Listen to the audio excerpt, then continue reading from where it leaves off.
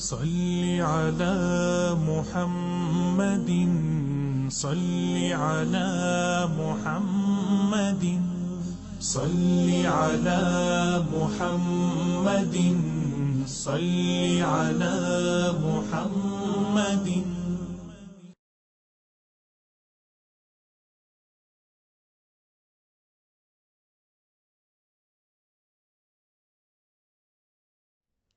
الحمد لله نحمده ونستعينه ونستغفره ونؤمن به ونتوكل عليه ونعوذ بالله من شرور أنفسنا ومن سيئات أعمالنا من يهده الله فلا مضل له ومن يضلل فلا هادي له ونشهد أن لا إله إلا الله وحده لا شريك له ونشهد أن سيدنا ونبينا وشفيعنا مولانا محمدا عبده ورسوله أما بعد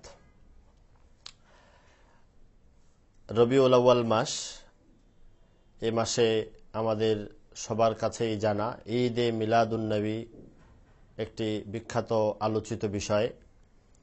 আমি আজকে এই বিষয়ে একটি গুরুত্বপূর্ণ তথ্য আপনাদের সামনে তুলে ধরার ইচ্ছা করেছি। আমরা আমাদের কাছে যারা ঈদ বিষয়ে জ্ঞান রাখেন, ঈদে মিলাদুন নবী, নবী সাল্লাল্লাহু আলাইহি সাল্লামের সিরাত বিষয়ে যারা জ্ঞান রাখেন, তাদের কাছে এই বিষয়টি পরিষ্কার যে ঈদে মিলাদুন নবী সাল্লাল্লাহু আলাইহি ওয়াসাল্লাম নামে যা হয় তা সপ্তম হিজরি শতক থেকে এর সূচনা হয়েছে। এই বিষয়টাই সবার কাছেই পরিষ্কার। কিন্তু কিছুকাল আগে একটি নতুন কথা ব্যাপক আকারে প্রকাশ পেয়েছে।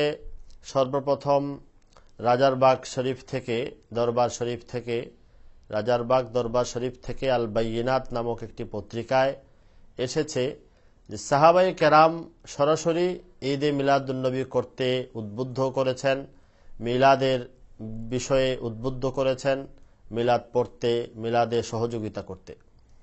যখন এই নতুন কথা এবং এই জাল এবং মিথ্যা কথা এর প্রচার আসলো, তখন আমাদের হযরতে উস্তাদুল মুহতারাম মাওলানা আব্দুল মালিক সাহেব দামাত বারাকাতুহুম তার পত্রিকা মাসিক আল কাউসারে এ বিষয়ে এই জাল এবং ভিত্তিহীন কথার শক্তিশালী খণ্ডন করেছেন। কিন্তু আশ্চর্য হলো, এরপরও এ কথাটা প্রচারিত রয়ে গেছে। আজ আমার কাছে একটি হোয়াটসঅ্যাপে একটি মেসেজ এসেছে, সেখানে প্রশ্ন ছিল এরকম যে সাহাবায়ে কেরাম থেকে ঈদে মিলাদুন্নবী সাহাবায়ে কেরাম কিভাবে পালন করতেন বলে কিছু বর্ণনার আলোচনা এসেছে। তাই আমি আবার আমার কাছে প্রয়োজন মনে হলো যে এই বিষয়টি সত্যতা এবং এই বিষয়ের বাস্তবতাটা তুলে ধরা। আসলে 2000 ইংরেজির জুন মাসে মাসিক আল বাইয়িনাত রাজারবাগ দরবার শরীফের মাসিক আল বাইয়িনাতে এসেছিল রাসূলুল্লাহ সাল্লাল্লাহু আলাইহি ওয়াসাল্লামের সাহাবী খলিফাতুল মুসলিমিন হযরত আবু বকর সিদ্দিক রাদিয়াল্লাহু আনহু বলেছেন যে মিলাদুন নবীতে 1 দিরহাম খরচ করবে, সে তার সাথে জান্নাতে থাকবে। এই ধরনের কিছু বর্ণনা এসেছিল, কিন্তু বাস্তব কথা হলো এই বর্ণনাগুলো সম্পূর্ণই মিথ্যা, একদম ভিত্তিহীন এবং এত বড় মিথ্যা যে বর্ণনার বিবরণ থেকে এবং যেখানে যে উদ্ধৃতি দেওয়া হয়েছে তার থেকেই মিথ্যা হওয়াটা প্রমাণিত। কিন্তু আশ্চর্যের বিষয় হলো, যে কথা সবার কাছে পরিষ্কার যে ঈদে মিলাদুন্নবী বিদআত, 7ম শতাব্দীতে সূচনা হয়েছে, তারপরে ওনারা যারা এটা পালন করেন তারা এটাকে বিভিন্ন নাম দেন, বিদআতে হাসানা বা বিভিন্ন নাম দিয়ে পালন করেন। কিন্তু তাই বলে এর পক্ষে এরকম জাল বর্ণনা, মিথ্যা ভিত্তিহীন বর্ণনা প্রচার করা, যাতে এই দাবি করা হচ্ছে যে মিলাদ পালন সরাসরি সাহাবায়ে কেরাম করতেন। আমার কাছে এই বিষয়ে যখন রাজারবাগের কাছে তলব করা হলো যে আপনারা যে বর্ণনাগুলো উল্লেখ করেছেন এই বর্ণনাগুলো কোথায় পেয়েছেন, তারা প্রথমেই আমাদেরকে উস্তাদ মুহতারামের এই আবেদনের প্রেক্ষিতে তারা একটি কিতাব দিয়েছিল। এই কিতাবের নাম হলো আন-নি'মাতুল কুবরা আলাল আলম, শিহাবুদ্দিন আহমদ ইবনে হাজার আল হাইতামির লেখা একটি কিতাব। তো এই কিতাব সামনে রেখে আমি আপনাদের সামনে এই কথাটা পরিষ্কার দেখাবো যে সাহাবায়ে কেরাম মিলাদ করতে উদ্বুদ্ধ করেছেন, মিলাদ পড়তে উদ্বুদ্ধ করেছেন, এই কথাটা একটি মহা অপবাদ তাদের নামে, একটা মহা অন্যায় কথা এবং সুস্পষ্ট মিথ্যা ও ভিত্তিহীন কথা।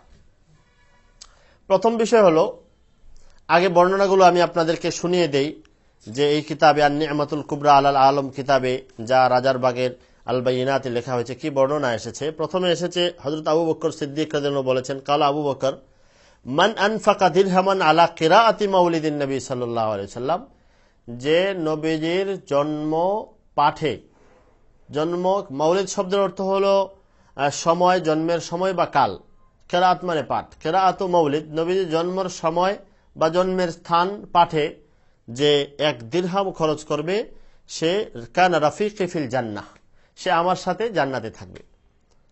2 নম্বর লিখেছেন, ওয়াকালা উমর ইবনুল খাত্তাব, উমর রাদিয়াল্লাহু আনহু, মান আযযামা মাউলিদান নবী সাল্লাল্লাহু আলাইহি ওয়াসাল্লাম ফাকাদ আহইয়াল ইসলাম, যে মাউলিদুন নবীকে, তাদের ভাষায় মিলাদুন নবীর সম্মান করবে, সে যেন ইসলামকে জীবিত করলো, পুনর্জীবন দান করলো।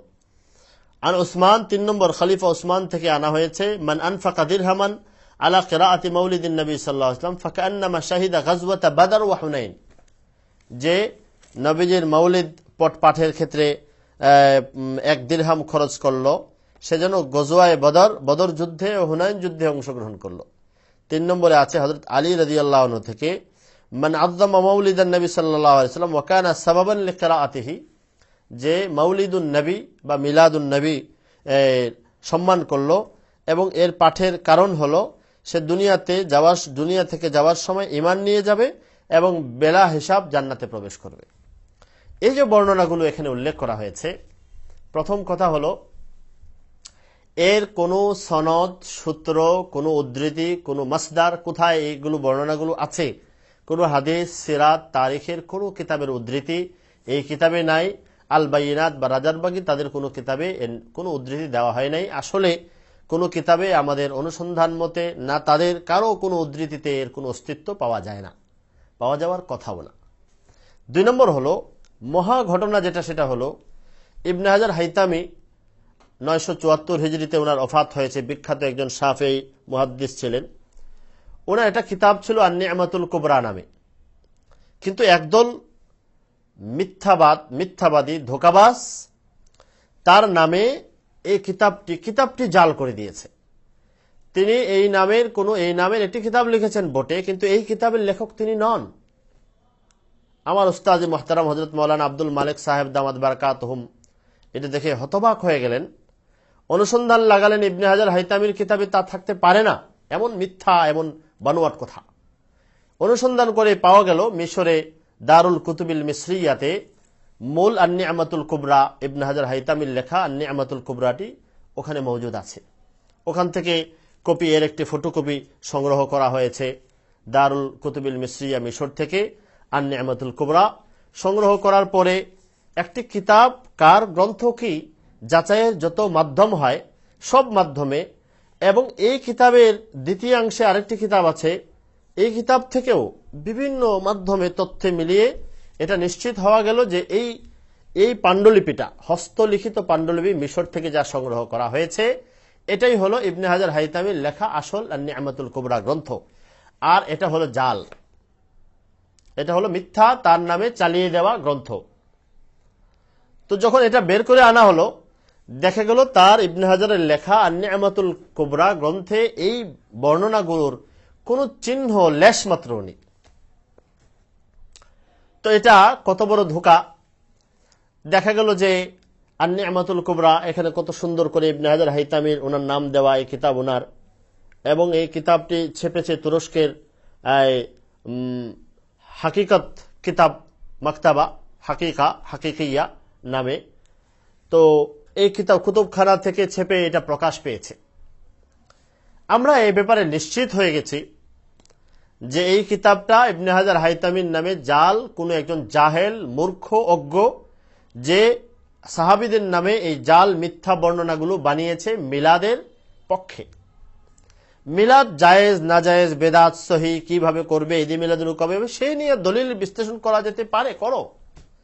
কিন্তু তাই বলে মিথ্যা বর্ণনা সাহাবীদের নামে লাগাবে এবং এর জন্য জান্নাতে যাওয়ার সার্টিফিকেট, আবু বকর সিদ্দিক রাদিয়াল্লাহু সাথে জান্নাতে থাকবে, তারপরে ওসমান রাদিয়াল্লাহু আলী রাদিয়াল্লাহু বলেছেন ইমানের সাথে মওত হবে, বেলা হিসাব জান্নাতে চলে যাবে, এই ধরনের জান্নাতের সার্টিফিকেট দেওয়ার মতো পরোক্ষভাবে যেগুলো নবীজির হাদিস বলা যায়, নবীজির থেকে না জেনে তো এমন কথা ওনারা বলার কথা না, এরকম হাদিস হিসেবে বলে দেবে, এরকম মিথ্যা জাল বর্ণনা করার দুঃসাহস এরা পেল কিভাবে? দ্বিতীয় কথা হলো, এটার পাওয়ার পরে এই কিতাবটা মানুষের কাছে মিথ্যাটাকে বাজারে চালিয়ে দেওয়ার জন্য ইবনে হাজার হাইতামির মতো একজন বিখ্যাত ব্যক্তির নামে এটা চালিয়ে দিয়েছে। একটা প্রকাশকের, একটা প্রকাশনা বিভাগের, একটা লাইব্রেরির এত বড় সাহস এবং এরকম মিথ্যা চালিয়ে যাচ্ছে। আর এই মিথ্যাগুলো আমাদের ওই পক্ষীয় ভাইরা ব্যাপকভাবে প্রচার করছেন, তাদের এতটুকু যাচাই করার সুযোগও নাই। নিজেরা বলছেন, নিজেদের সমস্ত সিরাতের কিতাবে আছে 7ম হিজরি শতকের আগে মিলাদ পালনের এরকম আনুষ্ঠানিক কোনো কিছু নাই, পাওয়া যায় না। এবং এর যে আরবিগত ভুল এবং যে বিবরণ থেকেও বোঝা যায় এটা সাহাবীদের কথা বক্তব্য হতে পারে না, হয় না, এতটুকু যাচাই করার সুযোগ নেই, এখনো এটা প্রচার করে যাচ্ছে। উস্তাদ মোহতারাম মাওলানা আব্দুল মালিক সাহেব তুরস্কে অবস্থানরত আল্লামা জাহেদ কৌসারী রহমতুল্লাহ আলাইহির শিষ্য আল্লামা শেখ আমিন সিরাজের কাছে পত্র লিখলেন এই প্রকাশক সম্পর্কে। তিনি জানালেন যে এই প্রকাশক আসলে এরকমই, তারা তুরস্কে একটা দল যারা সব থেকে বিচ্ছিন্ন, ইলমের ময়দানে যাদের কোনো ওজন নেই। এরা এ ধরনের কিছু বিষয় যেগুলো বিশেষ গুরুত্বপূর্ণ কোনো বিষয় না, অপ্রাসঙ্গিক খুব বিষয় না, এমন বিষয়গুলো মাঝে মাঝেই তুলে এনে উস্কিয়ে দিয়ে মানুষের মধ্যে একটা পেরেশানি সৃষ্টি করে। এবং এরা নিজেদের মসজিদ ছাড়া, নিজেদের স্থান ছাড়া কারো কাছে নামাজ পড়ে না, কারো পিছনে নামাজ পড়ে না। এরা এই ধরনের জাল কিতাব রচনায় অভ্যস্ত। আমরাও দেখেছি তুরস্ক থেকে ছাপা এই বইগুলো ফ্রি বিতরণ করা হয় এবং যে কোনো দেশ থেকে, বাংলাদেশ থেকে আবেদন গেলে সেখানে ওই বইগুলো পাঠানো হয়। খুব নিম্নমানের কাগজ এবং নিম্নমানের ছাপা এই জাল এবং ভুয়া কিতাবগুলো ওখান থেকে প্রকাশিত হয়। তো আমি বলছিলাম যে সাহাবী আবু বকর, উমর, উসমান, আলী এবং হাসান বসরি সহ বিভিন্ন জনের নামে মিলাদের প্রশংসায়, মিলাদের পক্ষে এই বর্ণনাগুলো জাল, ভুয়া, মিথ্যা। এর এক নম্বর তো হলো এগুলোর কোনো উদ্ধৃতি, সনদ, সূত্র কিছুই পাওয়া যায় না, যাচাই করার কোনো মাধ্যমই নাই। দ্বিতীয় হলো মাধ্যম নাই এবং তারাও দিতে পারেন নাই। 2 নম্বর হলো যে কিতাবের উদ্ধৃতি তারা দিয়েছেন, রাজার বাগওয়ালা দিয়েছে, সেই কিতাবটা যার দিকে সম্বন্ধিত করা হয়েছে, যার কিতাব বলা হয়েছে, এটা মিথ্যা এবং জালিয়াতিপূর্ণ, এতে আসলে এই বিষয়টা নেই। 3 নম্বর হলো আমাদের এই সামনে যে কিতাব আছে এবং মিলাদ বিষয়ে বিভিন্ন কিতাবের উদ্ধৃতি হয়, এর মধ্যে সুয়ুতি রহমতুল্লাহ হুসনুল মাকসিদ কিতাবের আলোচনা রাজারবাগ ওখান থেকে করা হয়েছে এবং উদ্ধৃতিতে ওই কিতাবের নামও দেওয়া হয়েছে, সুবুল হুদা ওয়া রাশাদ কিতাবের নামও দেওয়া হয়েছে। ওই কিতাবগুলোতেও একথা আছে, সর্বপ্রথম মিলাদের উৎসব শুরু হয়েছে, মিলাদ পাঠ এবং মিলাদের উৎসব শুরু হয়েছে 7ম শতকের বাদশাহ, ইরবিলের বাদশাহ আল মালিকুল মুজাফফরের জামানায়।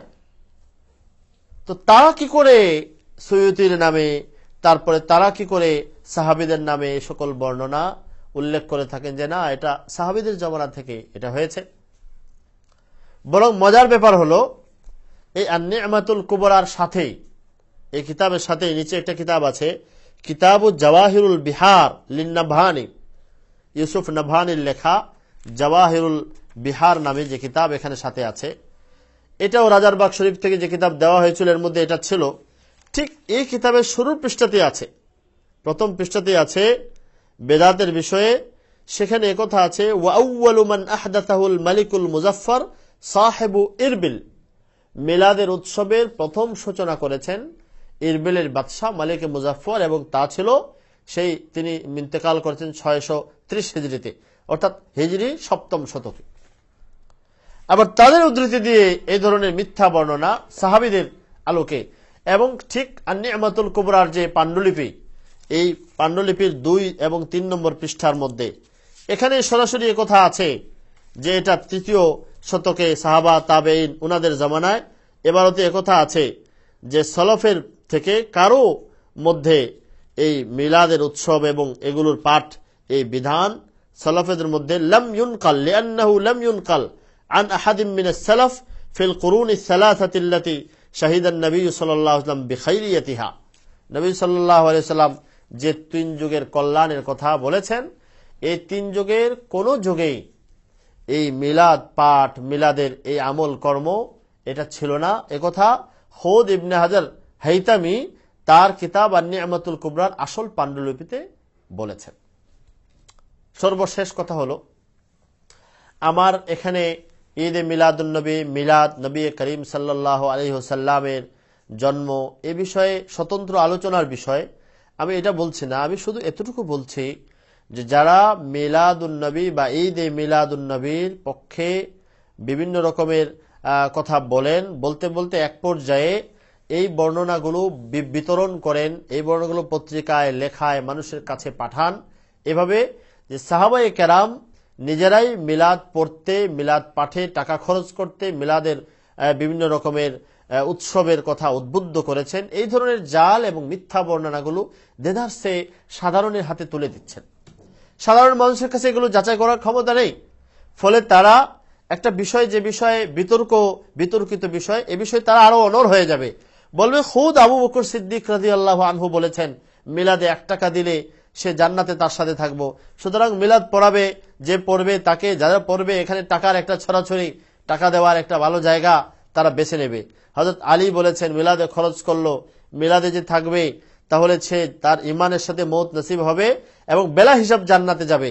এই মিথ্যা বর্ণনাগুলো সাধারণ হাতে যারা তুলে দিচ্ছেন তাদের জিম্মাদারি কি? কারণ এই বর্ণনাগুলো যদিও বাহ্যত এমন কথা আছে এখানে যে সাহাবী বলেছেন, কিন্তু এটাকে পরিভাষায় বলে হুকমান মারফু। জান্নাতে কিভাবে যাবে, কালিমা বেলা হিসাবে জান্নাতে যাবে, এটা নবীর থেকে ছাড়া এটা পাওয়া যাওয়ার কথা না। তো যেন পরোক্ষভাবে এটা নবীর হাদিসই বলা হচ্ছে। আর নবী করিম সাল্লাল্লাহু আলাইহি ওয়াসাল্লাম বলেছেন, যার জন্ম বৃত্তান্ত, যার সিরাত আমরা আলোচনা করি, পড়ি, বলি, এটাকে সওয়াবের কাজ মনে করি, তিনি নিজে বলেছেন আমার নামে মিথ্যা যে ইচ্ছা করে প্রচার করবে সে যেন দুনিয়া থেকেই জাহান্নামের ঠিকানা ঠিক করে নেয়। এজন্য আমরা পক্ষ বিপক্ষ যাই হোক, বিতর্কিত বিষয়ে যখন কোনো বর্ণনা, কোনো ইতিহাস, কোনো বিষয় আসবে, সাধারণের কাছে কোনটা তুলে দেব এ বিষয়ে আমরা সতর্ক হই। আমরা সকলেই পরকালকে সামনে রেখে দ্বীনে দাওয়াত এবং তালিমের কাজ, ওয়াজ ও ইরশাদের কাজ পরকালকে সামনে রেখে করি। আল্লাহ তাআলা আমাদেরকে তৌফিক দান করেন।